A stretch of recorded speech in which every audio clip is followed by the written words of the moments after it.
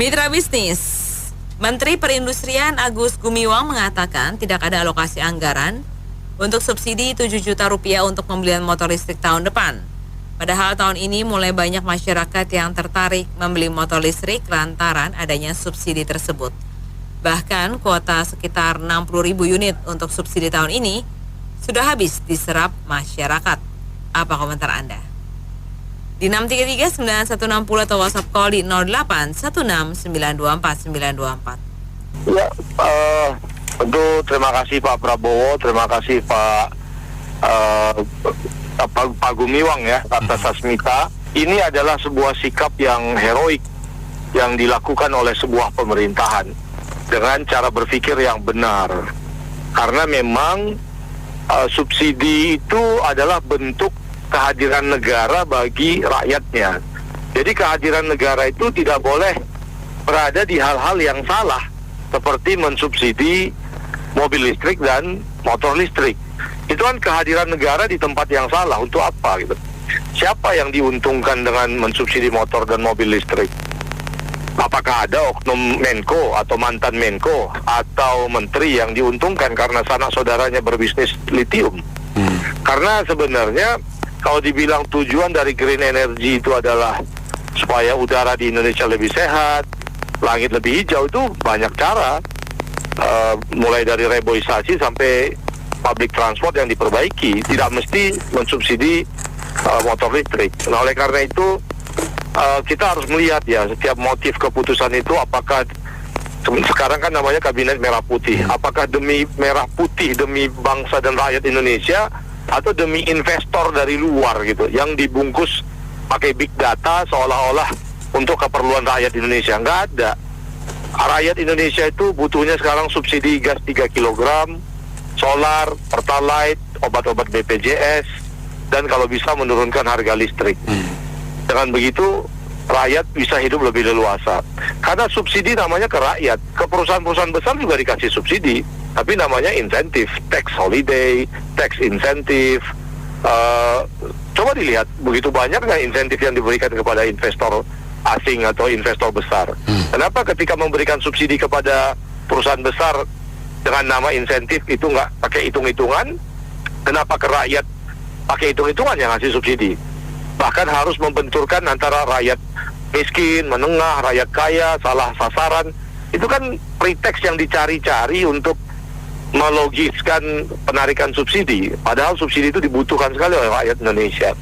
Oleh karena itu, terima kasih Pak Gumiwang, terima kasih Pak Prabowo. Mudah-mudahan lebih banyak lagi subsidi yang tak berfaedah itu dihentikan dan difokuskan pada subsidi solar, pertalite, BPJS, gas 3 kg, dan subsidi harga listrik.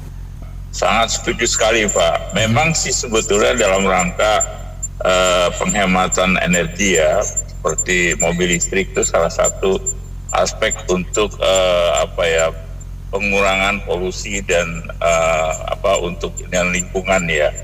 Tapi memang kita ketahui bahwa kondisi ekonomi kita saat ini memang sedang tidak baik-baik saja. Artinya yang diprioritaskan adalah bagaimana pengentasan kemiskinan melalui kesejahteraan masyarakat. Misalnya kita subsidi untuk kebutuhan pokok, itu sangat penting, seperti misalnya subsidi untuk gas ya, terus kemudian subsidi untuk misalnya subsidi untuk minyak, atau pokoknya untuk 9 bahan pokok itu yang perlu untuk konsumsi masyarakat sekarang, supaya masyarakat betul-betul menikmati harga barang yang lebih baik gitu loh, lebih terjangkau. Itu yang paling penting, karena di samping itu perlu diperhatikan juga perumahan. Ini juga salah satu aspek yang sangat penting, itu perlu disubsidi, karena sandang pangan itu merupakan pokok dasar daripada kehidupan kesejahteraan masyarakat. Jadi selain pangan, sandang dan rumahan itu loh Pak, itu yang perlu disubsidi. Selain mungkin kebutuhan seperti bahan bakar seperti tadi yang disampaikan, itu perlu, karena memang itu menyangkut untuk kebutuhan transportasi, seperti untuk transportasi angkutan barang-barang, konsumsi, distribusi dan sebagainya. Karena kalau solar itu mahal ataupun bensin itu mahal, itu juga akan menghambat proses distribusi barang. Nah, ini yang perlu kita perhatikan, termasuk untuk kegiatan industri.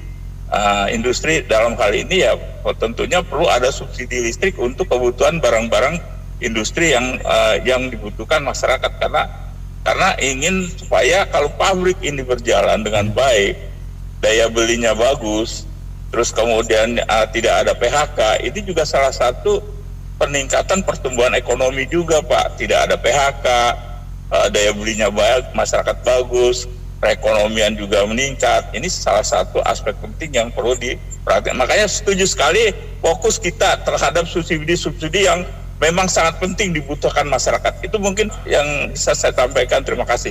Masa mau listrik disubsidi, sedangkan lagi rakyat lagi susah. Ya kan, Pak? Yang benar aja yang disubsidi. Ya gimana rakyat kecil ya?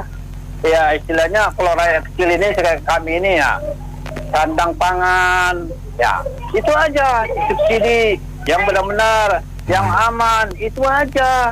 Jangan jadi listrik memang, kalau memang pemerintah udah ditujukan untuk mau angkutan Transjakarta, apalagi kok pakai listrik segala sih, subsidi lagi perusahaan luar lagi.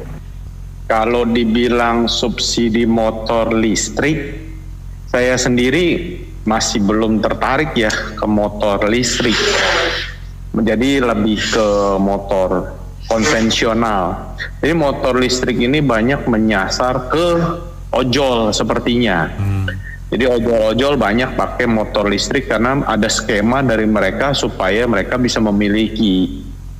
Nah, balik lagi bertanya, apa iya benar ada subsidi untuk motor listrik? Karena kalau dihitung-hitung harganya tinggi banget, terus disubsidi jadi seolah-olah murah. Padahal kita tahu motor listrik itu kan sama seperti sepeda dipasangin mesin ya. Kecepatannya juga nggak bisa tinggi. Jadi keterbatasan. Jadi kalau dibilang subsidi, kita nggak tahu apakah quote in quote subsidi ini akal-akalan atau enggak, sampai terbentuknya harga, lalu sekarang dicabut. Jadi sebenarnya subsidi ini ada atau enggak? Katakanlah kalau ada, mungkin harus dicabut karena kabinetnya udah terlalu gendut, gemoy, butuh dana, ya enggak? Terus perlu makan siang gratis, jadi mau nggak mau harus ada yang dibuang. Jadi publik saya lagi coba mencerna, apa iya ada subsidi 7 juta itu, terus bagaimana pengawasannya? Ini pun masih jadi tanda tanya ya. Itu aja sih. Saya punya komentar, mau tahu ya sifat Jakarta ya motor ya, udah amburadul, semuanya kacau balau, nggak ada pakai helm juga, nggak ada plat nomornya, tukang gojek yuk amburadul, cari makan seperti ayam kelepasan induk dong. Aduh ampun sekali Jakarta.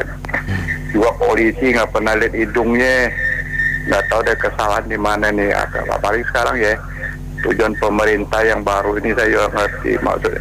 Apakah memang ada unsur apa kita nggak tahu ya, atau memang ada anggaran atau ada tujuan ke lain kita nggak tahu ya. So sekarang kan cari itu susah kan. Kita lihat dunia lain banyak PHK kan, di Jerman di mana. Saya suka mungkin deh banyak faktor. Apalagi sekarang kita lihat ya, sekarang kita punya dolar makin turunnya. Mungkin banyak faktor terjadi ya. Apalagi yang pemerintah baru kan perlu uang banyak kan, makan siang gratis, kabinet yang gemoy segala macam. Ya kita nggak tahu lah. Oh Jakarta punya motor amburadul deh, anak sekolah juga nggak pakai helm, sekali bonceng 3. Jakarta Pusat. Pokoknya sejak saya Jakarta ini sekarang paling kacau deh Jakarta. Bener-bener kacau semuanya. Seperti gimana ya, udah nggak ada aturannya. Masing-masing punya peraturan sendiri. Begini ini negeri kita, tidak ada peraturan yang sambung menyambung baik antara pemerintah A, pemerintah B, dan seterusnya. Coba bayangkan, dari 7 juta langsung 0. Kenapa nggak 6 juta dulu, 5 juta? Bayangkan kalau orang yang sudah berinvestasi, bikin pabrik, terus tiba-tiba pesanan nggak ada, pengangguran lagi kan ya. Nah, terus orang yang sudah membeli dengan DP, subsidi sedang diajukan, tiba-tiba suruh nambah 7 juta. Dia nggak mampu, DP angus. Coba dipikirkan nih Pak Menteri ini bagaimana ini? Mikir nggak? Terima kasih. Dalam hal ini substansinya bukan di subsidi, tapi di program. Jadi motor listrik ini adalah program pemerintah, bukan market program. Iya kan? Gitu. Jadi pemerintah harusnya konsisten dan komit dengan apa yang sudah dibuat. Kalau misalkan tiba-tiba alasan ini, alasan itu, pemerintah berhenti di jalan, di tengah jalan, men-stop untuk mensupport, ini kan artinya motor listrik ini nggak akan berkembang lagi, sulit untuk berkembang lagi. Karena ini program pemerintah, ini bukan market program. Jadi pemerintah nggak boleh serahkan kepada hukum pasar, ya kan gitu.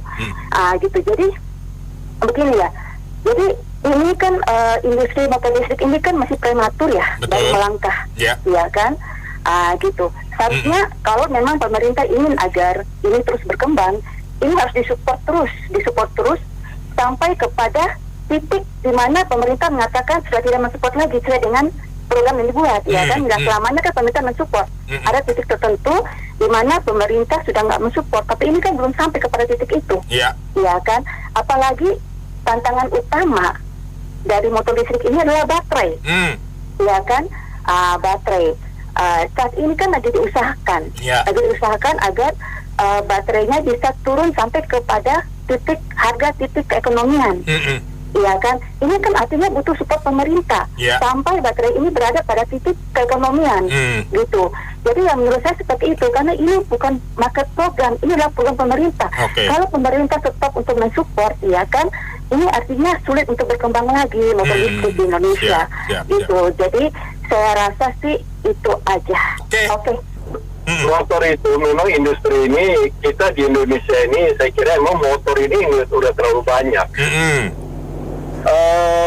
Motor itu dan juga kendaraan mobil itu nggak ada pilihan pada waktu infrastruktur kita belum memadai.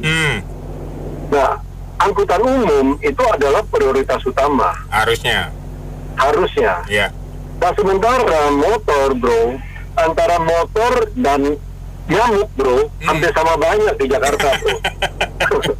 Kadang-kadang kita suka heran, lampu merah, itu lampu masih merah, itu motor entah udah kemana-mana. Udah nyelonong. Jadi saya punya pandangan gini, bukan tidak keberpihakan kepada masyarakat bawah. Jangan salah, bro. Banyak masyarakat menengah dan atas juga banyak yang punya motor. Iya kan? Nah, kalau ini ke listrik diberikan subsidi lagi, saya kira nggak begitu tepat subsidi ini. Ingat nggak, kita udah punya program mengalihkan mesin motor ke listrik. Waktu itu kalau saya nggak salah diberikan subsidi 7 juta. 7 juta, betul. Itu jalan sampai setahun lebih atau itu nggak ada yang menarik, nggak tertarik. Tiba-tiba ada berita seperti ini, katanya udah mulai tertarik. Saya nggak tahu ini berita yang benar yang mana. Ya kan, kalau nggak salah itu udah setahun atau 2 tahun lalu itu program pelalihan dari mesin konvensional ke listrik kan. Dan itu ternyata nggak banyak yang mau. Jadi menurut hemat saya, subsidi untuk motor listrik ini memang jangan dulu. Supaya apa? Supaya industri motor ini nggak berlomba-lomba lagi bikin motor, dan motor itu kalau mereka bisa ekspor ya monggo aja. Jangan lupa loh, bro, ini mobil kita di Indonesia dengan Thailand, produksi Thailand lebih banyak, tetapi produksi Thailand dia sekitar, kalau saya nggak salah itu sekitar 30-40% bisa ekspor. Kita Indonesia enggak, sehingga sebenarnya numpuk di negara kita, terutama kota-kota besar. Sama juga motor kalau diberikan subsidi lagi, ini akan semakin nggak terkontrol, semakin banyak. Dan motor itu sebenarnya bukan angkutan yang aman, bukan. Jadi kita harus melihat dari sisi ke depan, nggak bisa hanya sekedar lihat membela masyarakat bawahnya. Infrastruktur kendaraan umum ini harus semakin dikuatkan, sehingga motor ini adalah untuk jarak dari radius yang tertentu aja pemakaiannya. Iya. Ini yang benar. Jadi saya pikir yang dari Kementerian Perindustrian Agus Gumiwang saya kira juga oke. Keputusan itu juga baik. Iya. Jadi industri motor juga udah harus berbenah diri, harus semakin kuat, dan mereka harus memperbesar ekspor. Iya. Jangan terus mengisi market-market di lokal. Iya. Ini nggak baik juga buat negara kita. Salah. Kalau kayak gitu mereka harusnya negonya sama Grab, Gojek, Maxim, baru kena. Nggak usah dilempar dulu ke masyarakat, lempar dulu ke sana, ya dong. Iya. Ya mereka kan penyedia motor-motoran tuh. Yang sekarang kan udah ada Grab elektrik gitu kan, Grab elektrik sama Grab gituan kan, ya kan, Gojek apa? Oke gitu deh, ntar dilempar ke JNE, baru masuk yang begitu, nanti baru ke masyarakat. Coba dulu programnya kecil-kecilan, buat apa langsung barbor. Iya. Ya jadi rame doang, gitu. Kalau pendapat saya mungkin agak lain sama yang lain ya Pak. Iya. Kalau saya sih mendukung aja itu program subsidi ya. Karena kan kalau kita lihat semakin kesini kayaknya ya semakin kita bisa lihat banyak itu motor listrik, apalagi mobil listrik ya. Cuma ya itu, ini kan namanya merubah kebiasaan Pak. Perlu waktu ya untuk masyarakat. Apalagi kan dulu awal-awal kan kita suka dengar, aduh baterainya meledak waktu dicas. Iya. Orang kan jadi was-was kan. Jadi orang mau beralih itu kan mereka mikir lah, saya tunggu dulu deh. Coba pengen dengar 2-3 bulan, setengah tahun ke depan kabarnya bagaimana nih. Iya, gimana perkembangannya gitu kan. Iya, betul. Karena ini kan bukan ibaratnya demam labubu, Pak. Kalau demam labubu kan kemarin diposting, hari ini langsung buru-buru. Iya. Bukan, ini kan masalah kebiasaan. Dulu aja kita waktu inget nggak masih harus pakai helm kan? Iya. Emang langsung bisa Pak? Betul. Butuh transisi ya Pak ya? Edukasi gitu kan? Jadi kalau sekarang baru orang ibaratnya baru percaya nih, baru mau mulai, harapannya dihapus Pak. Gimana patah hati Pak? Iya. Belum lagi investor yang akan ada itu motor baterai yang sistem baterainya swap ya. Betul. Dia udah bikin terminal di mana. Sekarang tiba-tiba diputus, kan rugi jadinya Pak. Kenapa nggak diberi waktu lagi gitu? Kalau masalah tadi bicara harus dipikirkan masalah nanti baterainya bekasnya bagaimana, itu sambil jalan dipikirkan Pak. Kalau dipikirkan dari awal sampai akhir, A-nya sampai Z dipikirkan dari awal, nggak akan jalan itu program Pak. Ya kan? Anda mau bisnis dipikirkan dari A sampai Z, nggak akan jalan Pak. Sambil jalan dipikirkan. Nah itu tenang aja. Kalau masalah limbah di Indonesia paling jagonya Pak. Pasti ada yang jago nampung, ada yang jago ngelola, ada yang jago recycle. Itu udah tenang aja. Jagonya itu udah. Saya iseng-iseng nih. Ngitung ya. Iya. Kalau di Jabodetabek lah ya ada 5 juta sepeda motor. Tiap hari ngisi katakan setengah liter Pertalite. Iya. Kemudian subsidinya itu Rp1.000 lah ya untuk Pertalite. Itu 2,5 M loh per hari. Per hari itu ya? Subsidinya. Ya. Tapi kalau kita bicara Indonesia ya, saya nggak tahu tuh berapa puluh juta ya. Itu yang kelihatan dari motor ya, belum angkutan-angkutan yang lain. Nah, saya nggak tahu apakah pemerintah Prabowo itu punya visi untuk meningkatkan green energy untuk angkutan. Nah, sebetulnya kalau punya visi itu kan harusnya subsidi tetap jalan. Karena tujuannya kan salah satunya pertama mengurangi impor. Ya kan kita BBM masih impor, saya nggak tahu berapa juta per barel tiap hari. Kemudian masalah polusi. Ya, nah kalau kita bisa mengurangi impor, otomatis kita pun juga bisa mengalihkan biaya subsidi itu untuk pembangunan, ya untuk pembangunan yang lain. Ya, memang ada yang mengatakan listrik kita kan dari batu bara. Oke, betul. Batu baranya kan milik sendiri, bukan impor. Ya. Nah, kemudian listrik pun juga nggak semuanya batu bara. Ya, betul. Ada yang dari air, ada yang dari angin. Ya, ada PLTU. Ya, ada yang dari panas bumi. Ya, jadi kita kan menuju ke depan dari hari ke hari harusnya bertambah. Ya.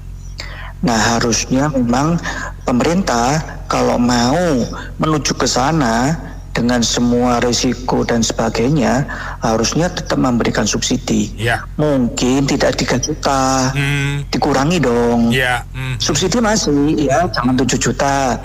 Tapi itu kan untuk insentif masyarakat beralih. Ya.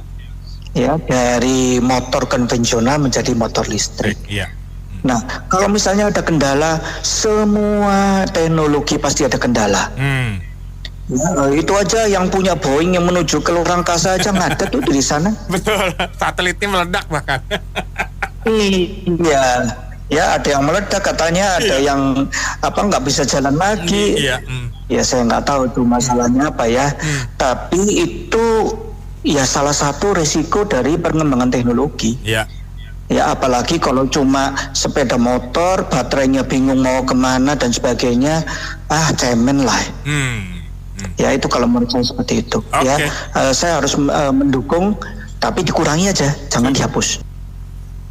Ini udah salah kaprah, ini kebijakan ini kan dari zaman Jokowi. Itu ini oleh Luhut. Sekarang kebijakan berbeda lagi. Luhut bukan menjadi Menpas, Menteri Investasi, Menko Investasi. Itu berbeda kebijakannya. Tanya Luhut, itu masih bisa diteruskan enggak? Karena dia udah nggak menangani itu. Nah itulah yang jadi masalah jadinya sekarang ini. Berat jadinya bagi rakyat. Karena apa? Udah gitu kan menterinya banyak nih, hampir 109 mau kata orang. Nah udah gitu makanan bergizi lagi. Nah ini jadi masalah juga, berat juga. APBN apa kuat kan nggak APBN yang 100 menteri ini. Jadi saya bilang rumet dan ruwet soal masalah hepeng. Susah inilah. Jadi saya bilang ini hanya omon-omon aja. Coba buktikan Prabowo, jangan omon-omon. Kalau menurut saya seperti biasalah, kebijakan di sini tuh nggak berpikirnya panjang gitu ya. Jadi ya kalau ke bahasa sehari-hari itu jadi harusnya kan untuk masalah begini kan jangkanya jangka panjang gitu kan. Karena kan dari segi orang pengusaha, dari yang nanti bagian after service-nya juga servisnya bagaimana kan mereka juga harus mempersiapkan, nggak bisa langsung tiba-tiba dalam setahun semuanya siap gitu kan. Nah, sekarang baru ibaratnya orang baru mulai berani berjalan, kebijakannya dicabut, jadi bingung deh orang deh. Ya beginilah Bu, negeri ini Bu. Semoga pemerintah tapi nggak tahu ini bagian dari pemerintah lama atau dari pemerintah baru, saya juga nggak ngerti lah ya. Semoga yang ke depan jangan sampai begitu lagi lah Bu, biar ada kepastian di sini gitu. Terima kasih. Kalau kita lihat itu motor listrik sama motor bensin itu kan masih murah listrik, ada subsidi. Jadi walaupun nggak ada subsidi tetap laku. Karena walaupun nggak ada subsidi juga jalan sekarang sempit sekali nih, penuh motor, penuh mobil. Lebih baik uang yang ada itu untuk hal-hal yang produktif. Syukur-syukur sumber daya manusia kan, biar bangsa kita bisa bersaing sama Cina. Biar jangan selalu mengharapkan subsidi lah. Kita biar kreatif gitu, bisa keunggulan negara kita apa, nanti masa kita bisa ngolah sendiri. Jangan dikit-dikit ngambil investor, suruh investasi, dikit-dikit ngambil investor, suruh investasi. Ya bangsa kita lah dilatih dari kecil. Ya kan? Makasih. Ya, semoga ini keputusan ini bukan masalah politik, murni perhitungan ekonomi negara. Jadi maksud saya subsidi itu dari sisi negara sudah dianggap memberatkan, padahal mungkin barang-barang itu sudah punya pasar ekspor yang besar. Ya, jadi dari sisi ekonomi akan memberi dampak positif buat negara, dan di sisi masyarakat mungkin pemerintah melihat, waduh, ini ekonomi lagi lesu, tapi sifat konsumerisme bangsa kita nih tinggi banget, ya. Jadi kepengen biarpun penghasilan lagi kecil, gaji lagi kecil, bonus lagi nggak ada karena industri semua usaha semua lagi turun, tapi sifat konsumerisme Indonesia ini terlalu tinggi, jadi ditahan oleh pemerintah. Semoga analisa saya benar. Terima kasih. Ini subsidi untuk motor listrik mau dicabut. Iya. Jangan-jangan tidak ada yang disubsidi. Mungkin kurang banyak pendapatannya. Coba cek di harga asalnya berapa, di daerah asalnya, dan biaya kemari berapa. Saya kira tidak ada subsidi, cuma mungkin kurang banyak aja mungkin, Mas itu. Ya, Pak Prabowo ini agaknya ingin menggeser pada program-program yang sempat dikampanyekannya kemarin dalam Pilpres itu kan. Program misalnya program makan siang gratis, kemudian penanganan stunting yang mungkin masih tersisa itu, kemudian program-program peningkatan sumber daya manusia, sehingga konsentrasi ke arah motor listrik itu mungkin akan dikurangi subsidinya, ya.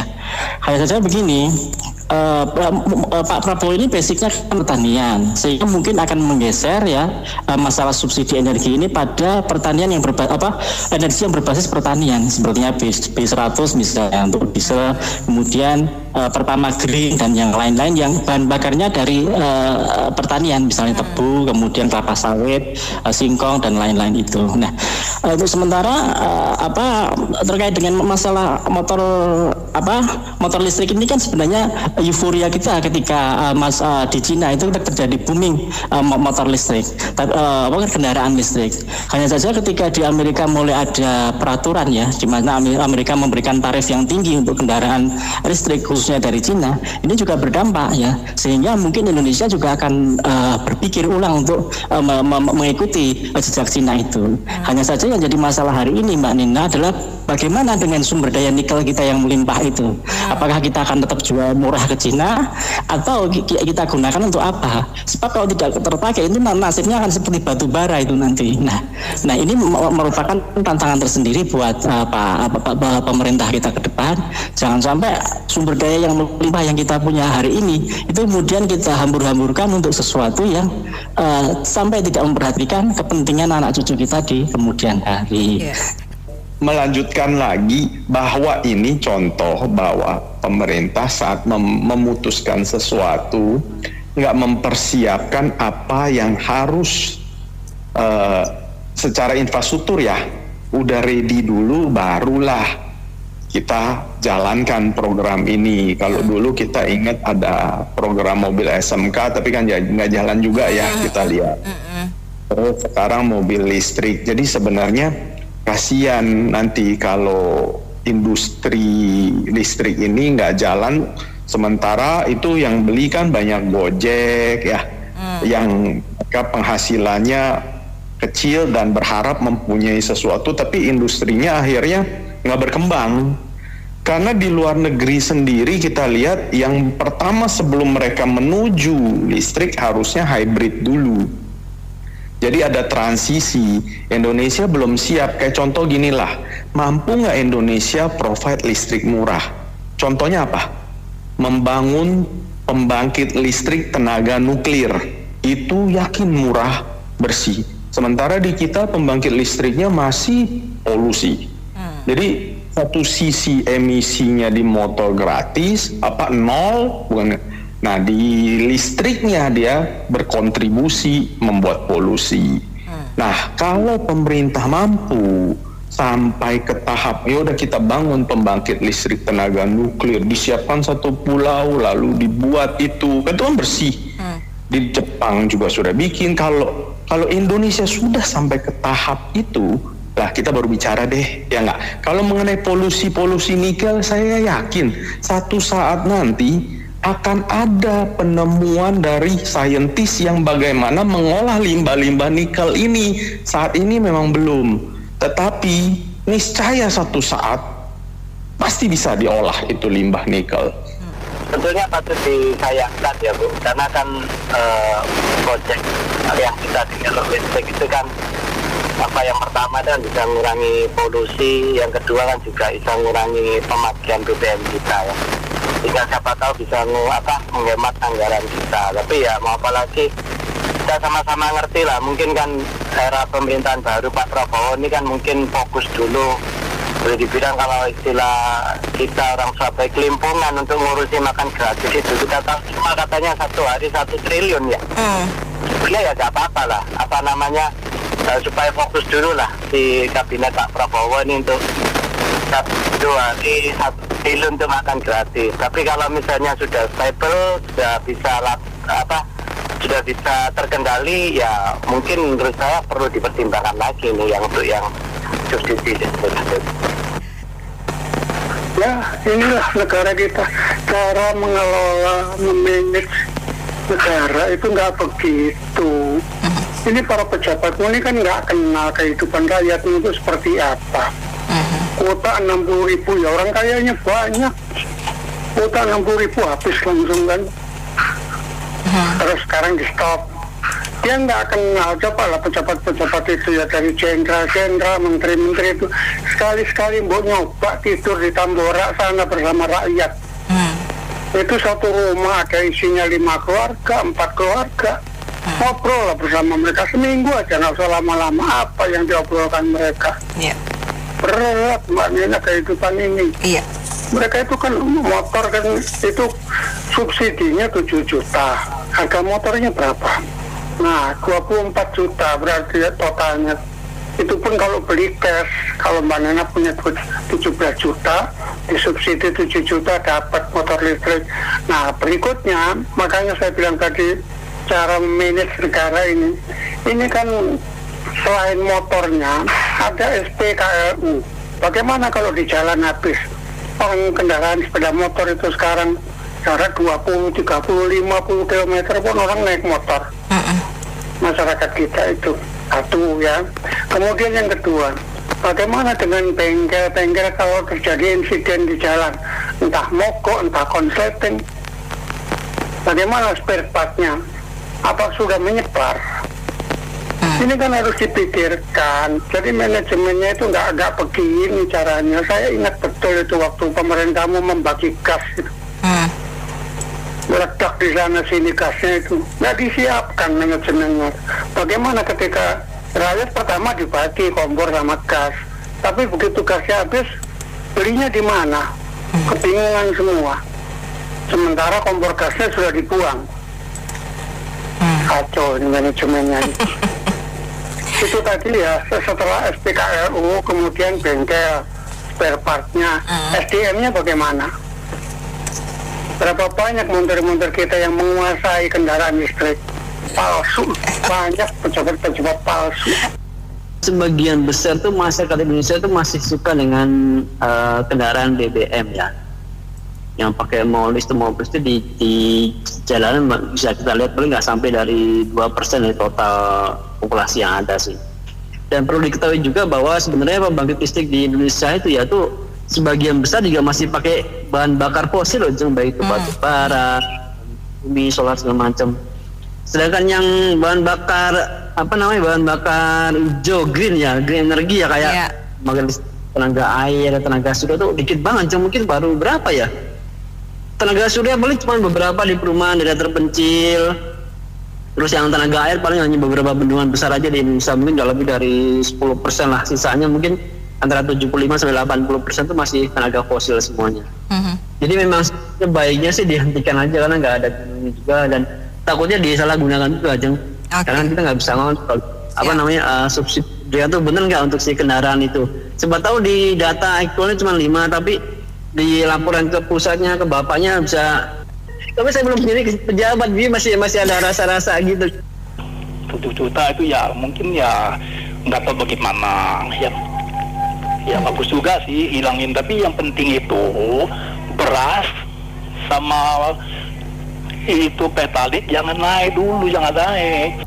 Ya, saya kurang tahu sih alasannya kenapa. Cuman kalau motor listrik atau mobil listrik kan karena infrastruktur, kebanyakan yang beli itu buat dalam kota itu pakai. Jadi mereka ada yang listrik, ada yang bensin kan. Nah, tapi saya nggak tahu apakah kedepannya ini saya baca itu Jepang itu udah pakai hidrogen ya. Jadi ntar kemungkinan juga kalau misalnya teknologi ini bisa dikembangkan gitu, dipakai, kayaknya listrik itu udah belum tentu dibikin, karena kan kita harus bikin infrastruktur satu-satu kan, banyak banget tuh butuh duit. Kalau misalnya hidrogen mungkin nggak perlu gitu ya, karena kan mungkin dia bentuknya cair gitu, jadi bisa pakai yang ada. Terus saya kurang tahu deh, tapi kalau listrik kan benar-benar harus bikin yang baru. Nah makanya mungkin daya serapnya, mungkin orang kalau mau yang di bawah itu dia nggak bisa punya dua gitu loh.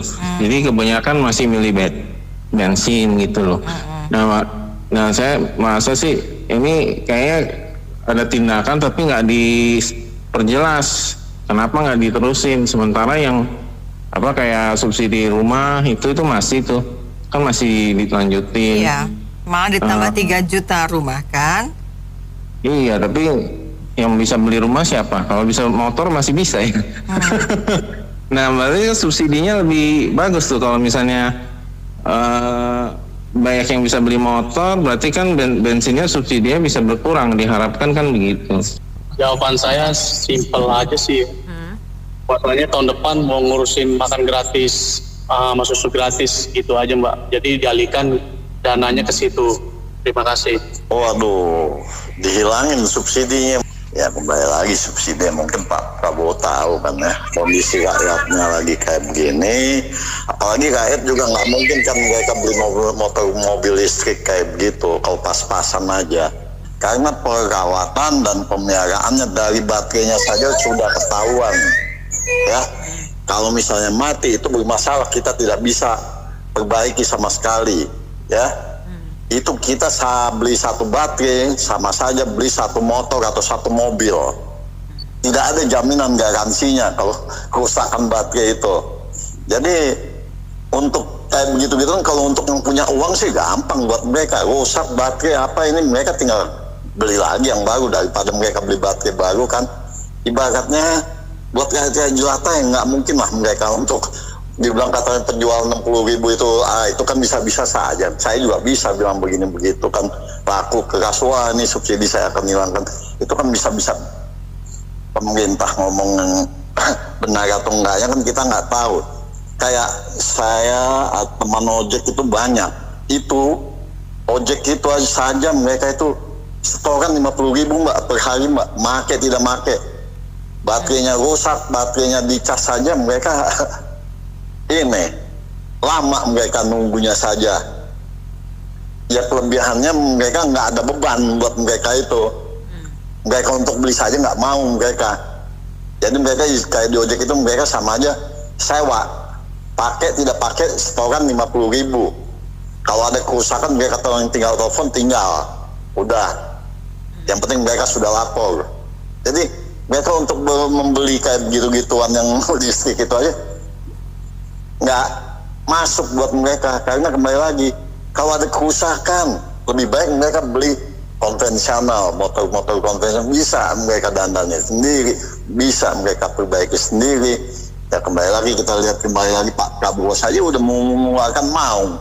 Kalau memang benar-benar mau diperdayakan, dikembangkan, satu itu. Kedua, mungkin bumi kita ini sumber daya alamnya dengan adanya baterai, limbahnya mau dibuang kemana? Bumi Indonesia ini tercemar nantinya, di udara katanya tercemar, nanti ditambah lagi di buminya, di tanahnya tercemar, lebih banyak tercemarnya.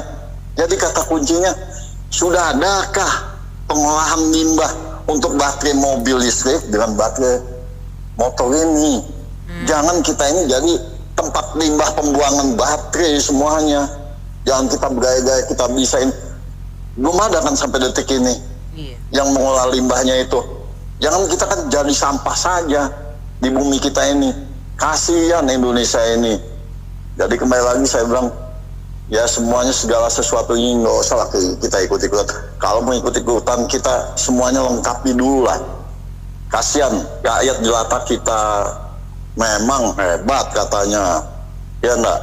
Tapi untuk kedepannya itu rakyat lagi yang ibaratnya dikuras. Bumi Indonesia dicemari dengan limbah-limbah yang tidak bisa. Kasihan Mbak, kasihan. Jadi kembali kata kuncinya Pak Prabowo saja kan ya, produksi maung saja sudah mungkin pakai solar ya, nggak tahu lah, solar itu kan ibaratnya dari sawit. Mungkin sawit kita ini harus digencarkan oleh Pak Prabowo, kelapa sawit ini. Begitu saja, makasih. Assalamualaikum. Baik, terima kasih Pak Hendri atas komentarnya. Baik mitra bisnis, kami sudahi dulu ya sesi Businessman Opinion untuk kali ini. Terima kasih untuk yang sudah bergabung. Saya Anita Wijaya.